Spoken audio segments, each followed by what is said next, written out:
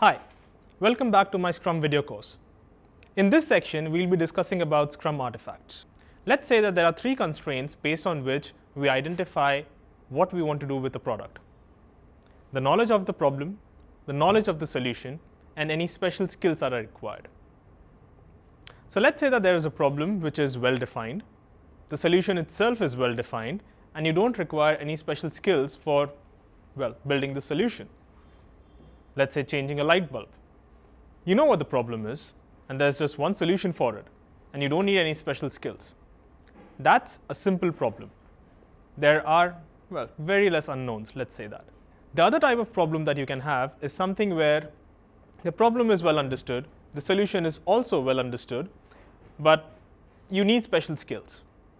Let's say, for example, if you are a computer mechanic. If something goes wrong with your computer, usually you receive a beep sound when the desktop starts up.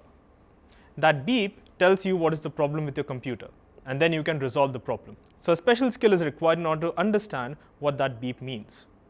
This is a complicated problem. But then understand a problem in the software domain, for example, which happens in most of the industries, where the problem itself is not well understood. If the problem is not well understood, the solution will not be understood at all, and you will need special skills for probing into the problem to understand what it is before a solution can be derived. This is a complex product. Scrum is known for building complex products because it provides you empiricism with which you can inspect the progress of your product at regular intervals and adapt the solution.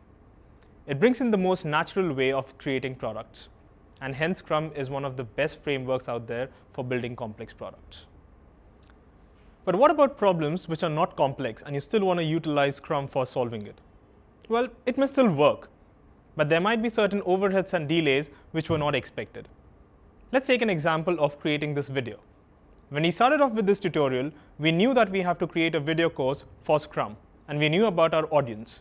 And we knew all of the steps that are needed in order to create the video till the time we upload this on the website. Your problem is well defined, your solution is well defined, but you still need some specific skills for doing all of this. You're basically in the complicated space. If you introduce Scrum in these kinds of spaces, there might be certain delays because during a sprint, your sprint goal cannot change. Which means that if something goes wrong and you have to change your course of action, you might have to wait for a very long time. But let's say that if you are in the complex space and you're creating a video where you have absolutely no idea what kind of video will be, say, acceptable to the audience. In that case, you have to probe into the details of the information. You have to go out there and get some feedback and then ultimately create some kind of, say, YouTube video that you want to upload. That's a complex space, and Scrum can totally be used for that kind of a problem. In this section, we'll discuss about the Scrum artifacts. Artifacts provide transparency in Scrum. These are available to the stakeholders who need them for their inspection and adaptation process. There are three artifacts that are provided in Scrum which help with this inspection, adaptation, and transparency. They are the Product Backlog, the Sprint Backlog, and the Increment. Let's take a look at these in detail. A Product Backlog is a list of everything that is needed in order to build a product. It does not contain just the user stories. It contains everything from features to enhancements to fixes, even the test criteria and the test itself which provide the done increment. This is an ordered list with the higher values item at the top. The ones at the top are usually deemed ready for development, which means that they can be completed in one sprint.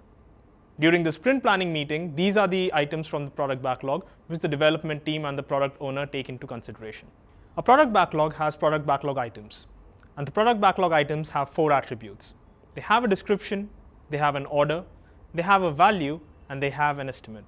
The estimates are provided by the development team because they are the ones who are responsible for turning these product backlog items into done increments.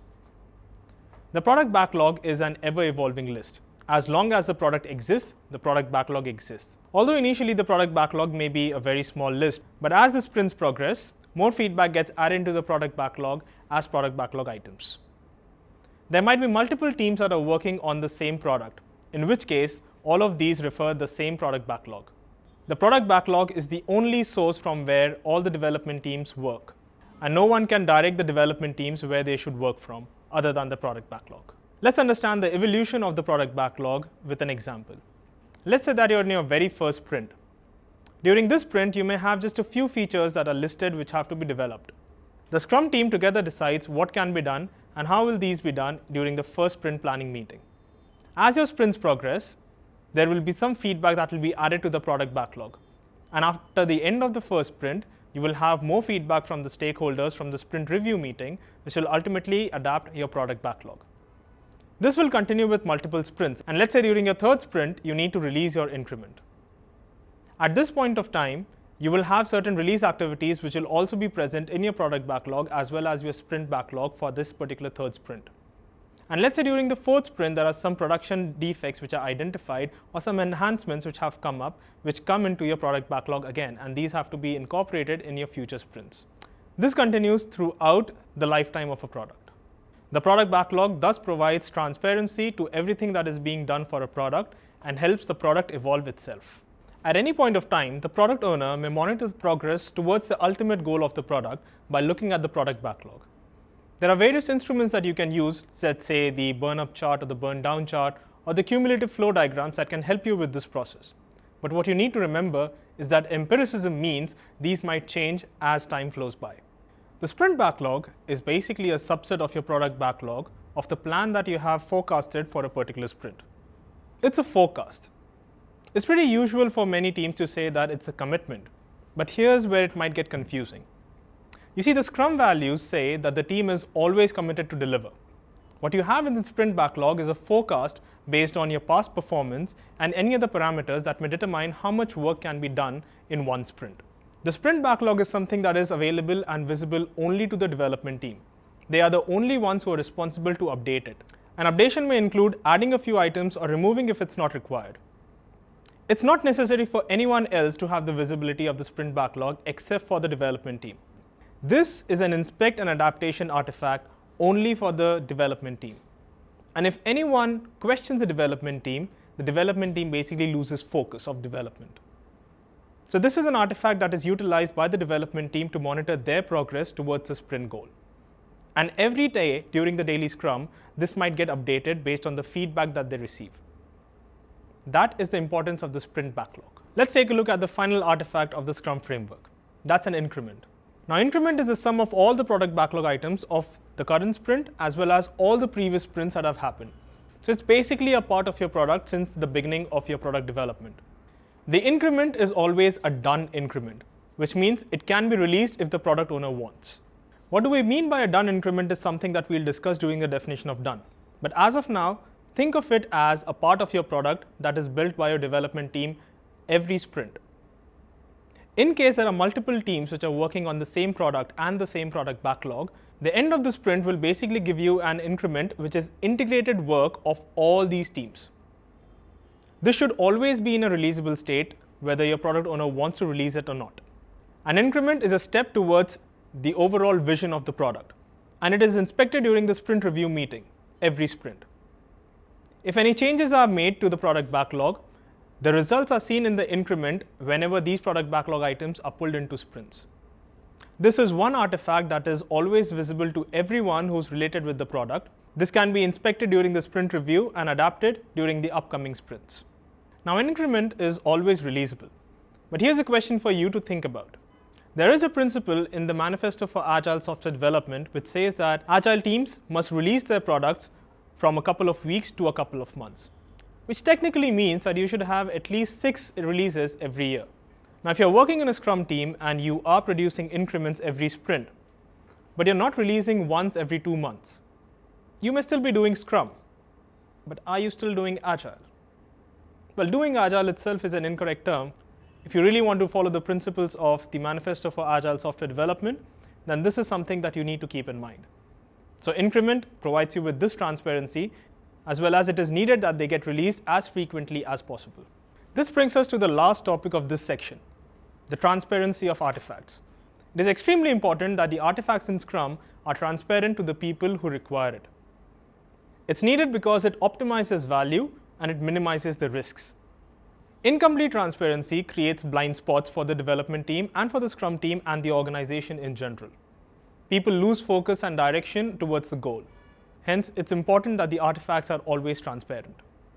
It is the job of the Scrum Master to work with the Scrum team and the organization to make these artifacts as transparent as possible. And it is difficult. Transparency does not happen overnight.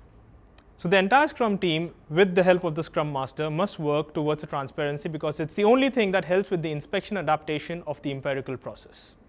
There are various ways with which you can achieve transparency. You can have whiteboards, you can have artifacts on the wall, you can also have electronic material which can help you with improving the transparency of these artifacts. Distributed teams might have electronic artifacts which helps them with monitoring their progress.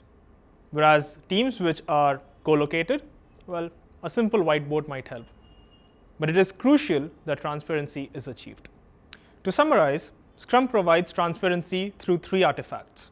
The Product Backlog, which provides visibility to the progress of the entire product to the stakeholders and the Scrum team. The Sprint Backlog, with which the development team monitors their progress.